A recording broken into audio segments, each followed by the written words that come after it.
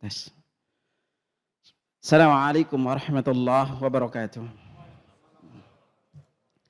Alhamdulillah hamdan katsiran tayyiban mubarakan fihi kama yuhibbu rabbuna wa yarda. Asyhadu an la ilaha illallah wahdahu la syarika lah wa asyhadu anna Muhammadan abduhu wa rasuluhu la nabiyya ba'da. Allahumma salli wa sallim ala nabiyyina Muhammad sallallahu alaihi wasallam. Alhamdulillah Allah Subhanahu wa taala senantiasa melimpahkan nikmat kesehatan kepada kita, memberikan kita kemudahan untuk salat Isya secara berjamaah.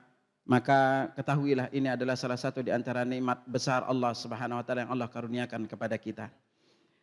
Kenapa? Karena ketahuilah bahwa Isya dan subuh ini adalah salah satu di antara ibadah yang besar pahalanya jika kita lakukan. Karena Nabi sallallahu alaihi wasallam bersabda, "Man shallal isya fi jamaah faka'annama qama nisfal lail." Barang siapa yang salat Isya secara berjamaah, maka pahalanya itu dicatat baginya seperti dia salat malam setengah malam.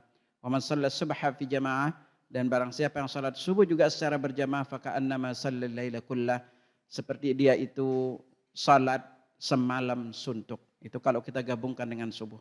Diriwayatkan oleh Imam Muslim dari Utsman bin Affan radhiyallahu anhu.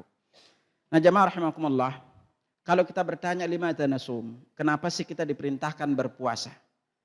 Kalau kita melihat hadis-hadis, ayat dan hadis yang sampai kepada kita riwayatnya dari Nabi sallallahu alaihi wasallam, sungguh banyak hal yang Allah inginkan dari diri kita ketika Allah Subhanahu wa taala perintahkan kita ini untuk berpuasa. Yang pertama perlu kita ingat, ketahuilah bahwa yakin ini perintah dari Allah. Karena Allah Subhanahu wa taala sudah tegaskan kepada kita dalam surah Al-Baqarah ayat 183, "Ya ayyuhalladzina amanu kutiba alaikumus shiyam kama kutiba alal ladzina min qablikum la'allakum tattaqun." Dan ujung dari puasa ini yang Allah inginkan kepada kita, bahwa perintah puasa ini bukan hanya untuk kita sebagai umat Muhammad, tapi ini adalah perintah-perintah umat sebelumnya juga. Kita hanya melanjutkan syariat dari nabi-nabi sebelumnya, karena kita umat Muhammad ini sebagai penyempurna dari ajaran-ajaran nabi-nabi sebelumnya. Lalu di antara yang paling Allah inginkan kepada kita adalah bahwa ketika Allah Subhanahu wa taala memerintahkan kita berpuasa, Allah itu ingin uji keimanan kita. Makanya Allah tegaskan kepada kita dalam surat Al-Ankabut ayat 3, ayat 2. Ahasiban nas ayyutraku ayyakula amana wa hum la yuftanun. Apakah manusia menyangka mereka berkata kami beriman lalu mereka tidak diuji? Nah, ini ujian bagi kita. Bahkan dalam surah Al-Baqarah ayat 214 Allah berfirman, "Am hasibtum an tadkhulul jannah?" Kalian nyangka kalian akan masuk surga. Walamma ya'tikum mathalul ladzina khalau min qablikum. Sebelum datang kepada kalian ujian-ujian yang menimpa umat-umat sebelum kalian. Massatkumul ba'sa wad-dharra wa zulzilu hatta yaqula ar-rasul wal ladzina amanu ma'ahu mata nasrullah. Mereka ditimpa kesulitan, kelaparan, kegoncangan, sampai Rasul dan orang beriman berkata, kapan datang pertolongan Allah? Apa jawab Allah? Ala inna nasrallahi qarib. Pertolongan Allah itu dekat. Jadi Allah sudah tegaskan kepada kita, innallaha idza habba qauman ibtalahum. Allah itu kalau mencintai suatu kaum itu pasti diuji. Nah, ujian kita salah satunya adalah kita melaksanakan syariat ini. Di mana di satu sisi kita memiliki makanan apa yang kita makan di rumah, tetapi kita tahu bahwa ini adalah perintah Allah untuk kita tahan lapar dan dahaga dari pagi sampai sorenya. Maka ini adalah ujian di antara ujian kita. Maka dari itu akhwatal iman, ketika Allah Subhanahu wa taala menguji kita, ingin mengetahui apa kita ini benar beriman atau tidak. Karena ini rukun Islam yang kita lakukan. Kita sudah mengucapkan syahadat. Setiap hari kita salat. Maka kita pun diuji dengan perintah tahunan, yaitu berupa berpuasa. Bahkan puasa ini juga kena semuanya, yang kaya maupun yang miskin. Tetapi yang kaya diuji dengan dua ujian. Puasa dan mengeluarkan zakatnya. Makanya kita diperintahkan, Ramadan ini paling banyak ujiannya untuk kita. Di satu sisi kita diperintahkan berpuasa. Di satu sisi yang kaya diuji untuk mengeluarkan zakat malnya. Apakah dia mau berbagi dengan saudara yang kekurangan hanya 2,5% dari harta yang dia miliki? Nah, inilah di antara barometer keimanan kita. Apakah kita mau melaksanakan syariat Islam ini setelah kita mengucapkan sebagai seorang muslim, syahadat sudah kita ucapkan, salat kita lakukan, apakah puasa berikutnya kita lakukan, apakah zakat kita lakukan juga, atau kita akan memenuhi panggilan Allah juga untuk hajinya. Maka dari itu, ingatlah selalu bahwa ini ujian dari Allah Subhanahu wa taala. Lalu apa yang Allah inginkan dari kita adalah Allah ingin menghapus dosa-dosa kita, jemaah sekalian. Sungguh 11 bulan yang kita melalui, bisa jadi terjadi banyak dosa yang kita lakukan. Makanya di bulan Ramadan ini Allah hapus dosa kita itu dari 5 arah. Yang pertama, kita dihapus dosanya dari puasa. Karena itu Nabi SAW bersabda, "Man shama Ramadhana imanan wa ihtisaban kufri lahu ma taqaddama min dzambi." Barang siapa yang siam Ramadan karena iman. Apa maknanya karena iman ini? Yaitu dia tahu puasa ini perintah dari Allah. Wa ihtisaban. Lalu dia mengharapkan pahalanya dari Allah. Ghufri lahu ma taqaddama min dzambi. Maka dosa-dosa yang dulu diampuni. Jadi Allah ingin menghapus dosa-dosa kita yang 11 bulan itu. Sama juga setelah puasa kita dihapus dosa kita dari qiyam Ramadan. Nabi SAW bersabda, "Man qama Ramadhana imanan wa ihtisaban ghufri lahu ma taqaddama min dzambi." Barang siapa yang qiyam Ramadan karena iman dan mengharapkan pahala dari Allah, maka dosa-dosa yang dulu diampuni. Dan poin yang jamaah ingat kalau di salat tarawih atau qiyam Ramadan adalah usahakan selalu ketika salat tarawih witirlah bersama imam. Karena kenapa? Apakah ada beda kalau kita witir bersama imam dengan tidak? Iya. Nabi SAW bersabda, "Man qama ma'al imam hatta yansarifa husiba lahu baqiyatu lailatihi." Barang siapa yang salat bersama imam sampai selesai, maka sisa malamnya dicatat baginya pahala salat malam. Jadi kalau kita memilih witir di rumah atau ketika kita bangun sekalian sahur, maka sisa malamnya tidak dicatat bagi kita pahala salat malamnya. Lalu berikutnya, jalur ketiga Allah ingin menghapus dosa kita, yaitu lewat kita salat di malam-malam Lailatul Qadar. Nabi SAW bersabda, "Man qama Lailatul Qadri imanan wa ihtisaban ghufira lahu ma taqaddama min dzambi." Barang siapa yang qiyam Ramadan di malam-malam Lailatul Qadar karena iman dan mengharapkan pahala dari Allah, maka dosa-dosa yang dulu Allah ampuni. Bahkan ketahuilah bahwa 1 tahun penuh dari 11 bulan yang kita lalui di luar bulan Ramadan, itu Allah juga kepingin menghapus dosa kita yang terjadi di antara keduanya. Karena itulah Nabi SAW bersabda, "As-salawatul khams." Salat 5 waktu. Wal jum'ah ilal jum'ah. 1 Jumat ke Jumat berikutnya. Wa Ramadan ila Ramadan. 1 Ramadan ke Ramadan berikutnya. Mukaffiratun ma bainahun. Akan menghapus dosa yang terjadi di antara keduanya.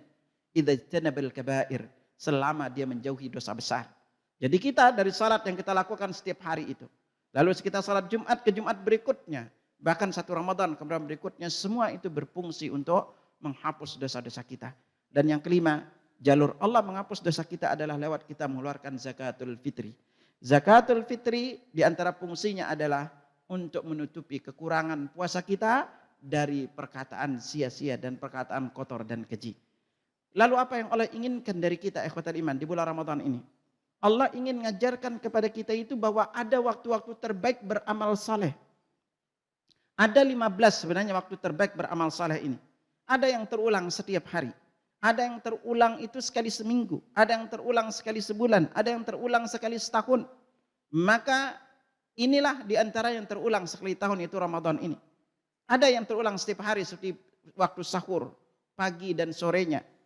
Lalu mingguannya itu Jumat atau Senin, Kamis. Bulanannya itu di Ayyamul Bid. Nah sementara kita saat ini dari mulai bulan Rajab. Lalu kita udah lalui kemarin juga Sya'ban. Sekarang kita berada di Ramadan. Lalu masuk Syawal, Dzulqa'dah, Dzulhijjah dan Al-Muharram. Ketahuilah ini adalah rangkaian di antara waktu-waktu terbaik beramal saleh. Apalagi secara khusus di bulan Ramadan ini. Maka semua kebaikan apapun yang kita lakukan di bulan Ramadan ini Allah lipat gandakan pahalanya. Sampai ada seorang di antara ahlul ilm berkata, 1 tasbih yang kita baca di bulan Ramadan tidak akan bisa diungguli oleh ribuan tasbih yang kita baca di luar bulan Ramadan. 1 salat yang kita lakukan di bulan Ramadan tidak akan diungguli oleh banyak salat yang kita lakukan di luar bulan Ramadan. Karena kenapa? Karena kebarokahan waktu ini.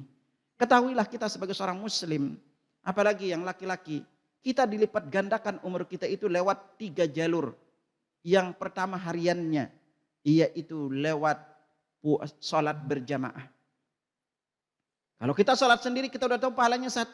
Sementara kita berjamaah 27. Apalagi lewatnya kedua itu adalah lewat Jumat.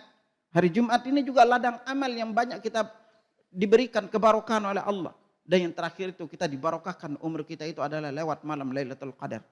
Jadi apapun ibadah yang kita lakukan, Kalau udah di 10 malam terakhir, makanya nanti di 10 malam terakhir usahakan melakukan ibadah apapun. Perbanyak berzikir, usahakan bersedekah, usahakan baca Al-Quran, kita baca selawat, istighfar. Lalu kita berdoa kepada Allah, maka apapun ibadah yang kita lakukan di malam-malam Lailatul Qadar, Allah lipat gandakan pahalanya. Apalagi kalau Allah takdirkan kita bertemu Lailatul Qadar, yaitu malam 1000 bulan, maka kita sudah melipat gandakan umur kita 83 tahun sekian. Nah ini jemaah sekalian. Jadi agar kita selalu ingat bahwa ada musim-musim terbaik kita beramal saleh. Ada waktu-waktu terbaik kita beramal saleh. Nah sama juga dengan Ramadan ini. Allah berikan kita sekali setahun untuk benar-benar dilipat gandakan pahalanya. Makanya kalau kita tidak bisa memaksimalkan ibadah kita di bulan Ramadan, maka kita termasuk di antara orang-orang yang diharamkan dari kebaikan. Karena Nabi tegaskan kepada kita, wa man hurrima khairaha, barang siapa yang diharamkan dari kebaikan di bulan Ramadan, faqad hurrimal khaira kullah, maka dia tidak haramkan dari kebaikan yang lainnya. Kenapa kok Ramadan ini jadi patokannya jemaah sekalian? Karena Allah bantu kita di bulan Ramadan ini dengan setan-setan dibelenggu. Nah, kalau udah setan dibelenggu, maka sebenarnya kalau kita memiliki pribadi yang baik akan semangat untuk melakukan kebaikan. Karena kita dibantu oleh Allah dengan setan dibelenggu. Kalau udah setan dibelenggu aja, lalu kita tidak sempat, tidak mau, tidak semangat melakukan kebaikan, maka sungguh setan berarti tidak usah menggoda kita. Karena enggak digoda aja, kita enggak semangat melakukan kebaikan. Apalagi kalau digoda. Lalu Allah kepingin juga menanamkan kepada kita bahwa sorga itu hanya milik orang bertakwa aja mas sekali. Ingat sorga itu milik orang bertakwa. Karena itulah ujung Ramadan ini adalah takwa. La'allakum tattaqun. Sementara dalam ayat lain Allah firmankan wasari'u ila maghfiratin min rabbikum wa jannatin 'arduhas samawati wal ardu uiddat lil muttaqin. Bersegeralah kalian menuju ampunan Tuhan kalian yang sorga itu seluas langit dan bumi yang disediakan untuk orang-orang bertakwa. Makanya kalau kita lihat amal-amal yang disunnahkan di bulan Ramadan ini adalah amalan-amalan terbaik untuk kita bertemu dengan Allah kelak di hari kiamat. Bekal terbesar itu adalah takwa. Puasa itu pahalanya tanpa batas. Dan di balik puasa itu juga di sana ada kesabaran yang pahalanya juga tanpa batas. Lalu apa? Di antaranya itu adalah Al-Quran dan puasa itu akan memberikan syafaat bagi pelakunya kelak di hari kiamat. Bagi orang yang mengamalkannya, ini sebuah keberuntungan bagi kita untuk berikan syafaat. Karena di waktu Ramadan ini, kita juga diingatkan bahwa ada amalan-amalan tertentu juga yang kita lakukan pada waktu-waktu tertentu. Ingat di setiap waktu-waktu terbaik beramal soleh ini ada amalan-amalan tertentunya yang harus kita fokuskan untuk kita lakukan. Di bulan Ramadan siangnya kita berpuasa, malamnya kita sholat tarawih, sahurnya kita makan sahur. Maka ini amalan-amalan tertentu ini perlu untuk kita fokuskan, untuk kita lakukan. Karena itulah banyak para ulama menjelaskan kepada kita bulan Ramadan amalan terbaiknya apa? Yaitu qiraatul Quran wa it'amut ta'am. Yaitu membaca Al-Quran dan memperbanyak memberi makan orang lain. Terutama berbuka puasa. Nah karena itu jamaah rahimakumullah. Ramadan ini mendidik kita, mengajarkan kita bahwa hidup kita ini ada waktu-waktu terbaik. Dan kalau kita perhatikan lagi jamaah sekalian. Di antara perkara penting yang ingin Allah ajarkan kepada kita di bulan Ramadan ini adalah yaitu kita terbiasa melakukan ibadah-ibadah tertentu. Di luar bulan Ramadan mungkin kita jarang lakukan yang namanya sholat witir atau sholat malam. Jarang, tapi di bulan Ramadan kita dimudahkan melakukannya setiap malam. Boleh kita lakukan di awal atau kita akhirkan. Nah kita pun jadi tahu, oh ternyata ada namanya sholat malam, ada namanya sholat witir. Witir aja mungkin jarang kita lakukan. Dan yang paling penting juga apa, kita diingatkan akan Al-Quran. Bahwa kita memiliki kitab panduan hidup kita. Yang kebanyakan kita kadang-kadang di luar bulan Ramadan baca aja enggak. Atau mungkin ada di antara kita sampai udah usia belum bisa baca Al-Quran. Atau kita mungkin sampai sekarang itu enggak pernah tahu artinya. Kita setiap hari membaca Al-Fatihah. Tanyakan, pernahkah kita tahu artinya? Pernahkah kita belajar tafsirnya? Atau pernahkah kita ditahsin, diperbaiki bacaan kita? Ini tahapan harus kita sadari untuk mengingatkan kita. Makanya Al-Quran Allah turunkan di bulan yang penuh barokah ini, yaitu bulan Ramadan, agar selalu kita ingat bahwa kita itu memiliki kitab panduan. Kita memiliki Al-Quran, paling tidak kita baca. Jangan sampai nanti di bulan Ramadan kita nggak sempat membacanya. Apalagi di luar bulan Ramadan. Nggak mungkin kita akan membacanya. Oh, di waktu dilipat gandakan pahala aja kita tidak sempat untuk membacanya.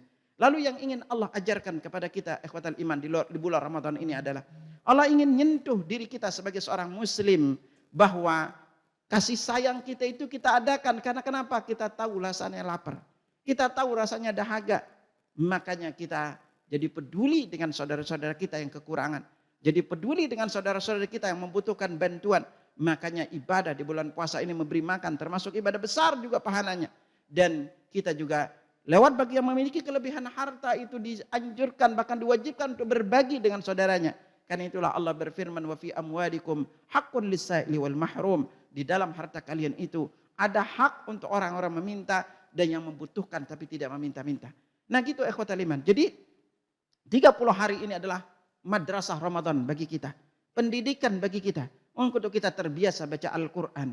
Untuk kita terbiasa salat malam. Untuk kita terbiasa salat jamaah. Untuk kita terbiasa nahan lapar dan dahaga. Untuk kita terbiasa berzikir. Untuk kita terbiasa mengisi hari-hari kita dengan kebaikan. Sebenarnya kalau kita lihat potret hidupnya seorang muslim. Potretnya itu adalah mirip dengan Ramadan. Ya, malamnya kita tahajud. Lalu subuhnya kita salat berjamaah. Lalu siangnya kita isi dengan membaca Al-Quran, berzikir dan yang lainnya. Ini adalah sebenarnya potret kita di dalam kehidupan kita sehari-hari. Maka sekali lagi, Ramadan adalah bekal kita untuk 11 bulan berikutnya. Semoga Allah Subhanahu wa taala memberikan kita kesehatan, kesabaran, kekuatan, kemudahan untuk mengisi hari-hari kita di bulan yang penuh barokah ini dan kita keluar dari Ramadan dalam keadaan dosa-dosa kita diampuni oleh Allah Subhanahu wa taala. Demikian subhanakallahumma wa bihamdika asyhadu an la ilaha illa anta astaghfiruka wa atubu ilaik. Assalamualaikum warahmatullahi wabarakatuh.